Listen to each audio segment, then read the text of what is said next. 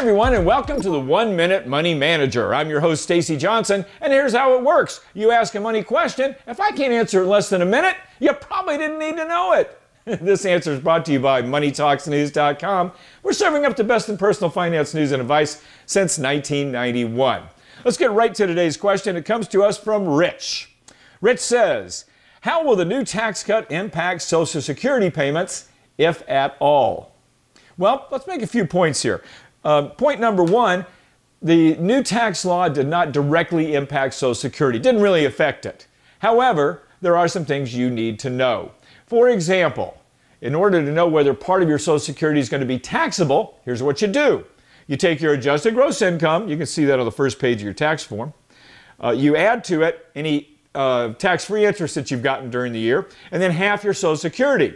If the total of those three numbers is more than $25,000 if you're single, $32,000 if you're filing a joint return, then you will be paying tax on at least some of your Social Security, up to 85% of it, as a matter of fact. This has always been true, though. It has nothing to do with the new tax law. Now, point number two, there are some changes with the new tax law that are going to affect all of us, including those of us not on Social Security.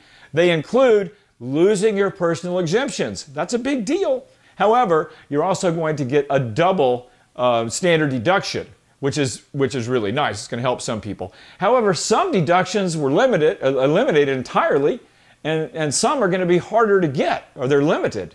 So that's also going to have an effect. It's hard to know whether it's going to affect you without going through your own tax picture. Some people, including those that are retired, are going to pay more tax because of the new tax law. Some are going to pay less. Okay, now point number three.